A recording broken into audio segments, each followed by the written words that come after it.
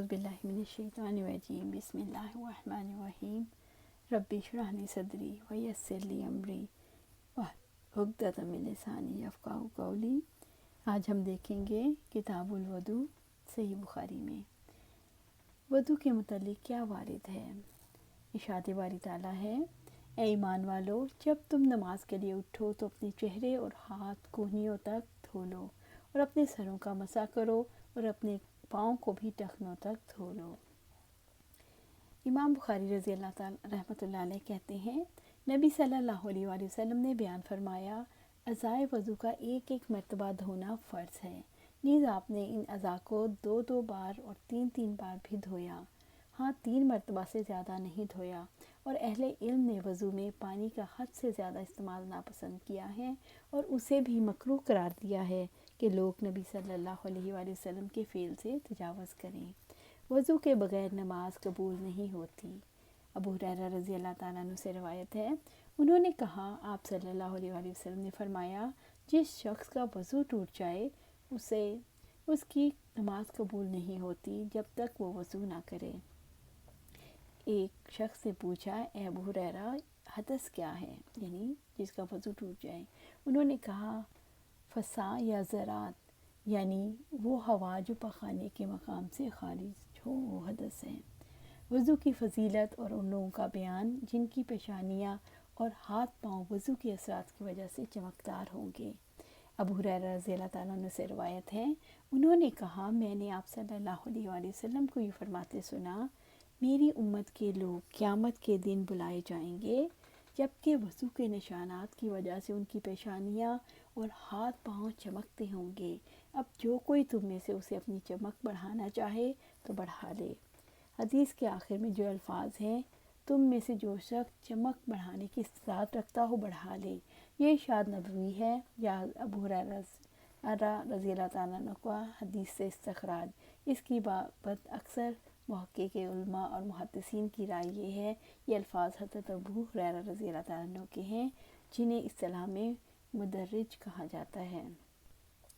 یہ الفاظ رسول اللہ صلی اللہ علیہ وسلم کے نہیں، البتہ حضرت ابو ہریرہ کا یہ عمل ملتا ہے کہ وہ ہاتھوں کو کندھوں تک اور پیروں کو گھٹنوں تک دھوتے تھے، لیکن یہ ان کا اجتہاد تھا، رسول اللہ صلی اللہ علیہ وسلم کا عمل نہیں تھا۔ شک کی بنیاد پر وضو نہ کرے جب تک کہ بے وضو ہونے کا یقین نہ ہو جائے۔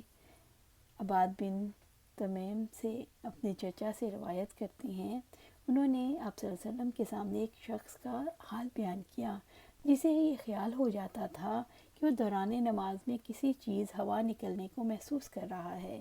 آپ نے فرمایا، وہ نماز سے اس وقت تک نہ پھرے جب تک ہوا نکلنے کی آواز یا بو نہ پائے۔ بے وضو ہونے کا حکم صرف اس بات پر موقوف نہیں کہ وہ اس کی آواز سنے یا بدبو پائے، کیونکہ بعض اوقات ایسا بھی ہوتا ہے، ہوا کے خروج کا یقین ہوتا ہے لیکن نہ اس کی آواز سنی جاتی ہے اور نہ اس کی بو ہی احساس ہوتا ہے۔ مثلاً ایک آدمی بہرا ہے یا مرض زکام کی وجہ سے اس کی قوت شامہ مفلوج ہو چکی، جس کی بنا پر وہ آواز یا بو کا احساس نہیں کر پاتا۔ ایسی صورت میں اسے وضو کرنا ہوگا کیونکہ اسے بے وضو ہونے کا یقین ہو چکا ہے۔ وضو میں تخفیف کا بیان۔ ابن عباس رضی اللہ تعالیٰ عنہ سے روایت ہے، آپ صلی اللہ علیہ وسلم سوئے یہاں تک کہ خراٹے بھرنے لگے، پھر آپ نے بیدار ہو کر نماز پڑھی۔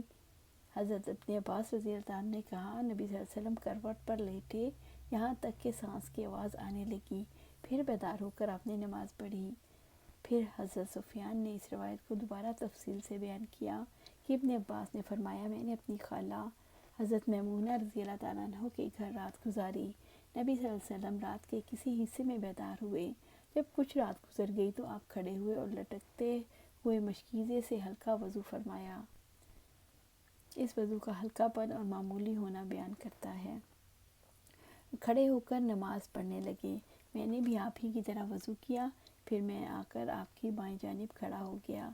سفیان نے بھی آپ نے مجھے پھیرا اور اپنی بائیں طرف کھڑا کر لیا، پھر آپ نے جس قدر اللہ کی توفیق میسر آئی تہجد کی نماز ادا فرمائی، پھر کروٹ کے بل لیٹ کر سو گئے حتیٰ کہ خراٹے بھرنے لگے۔ پھر مؤذن آیا، اس نے آپ کو نماز کی اطلاع دی، آپ اس کے ساتھ نماز کے لیے تشریف لے گئے اور آپ نے نماز پڑھی اور وضو نہیں فرمایا۔ ہم نے اپنے استاد عمر سے کہا کچھ لوگوں کا خیال ہے نیند کا اثر رسول اللہ صلی اللہ علیہ وسلم کے دل پر نہیں بلکہ صرف آنکھ پر ہوتا ہے۔ تو عمر نے جواب دیا میں نے عبید بن عمیر کو یہ کہتے سنا کہ حضرات انبیاء علیہ السلام کے خواب وہی ہوتے ہیں۔ پھر درج ذیل آیات کو بطور دلیل تلاوت فرمایا، میں خواب میں دیکھ رہا ہوں کہ میں تمہیں ذبح کر رہا ہوں۔ مکمل وضو کرنا۔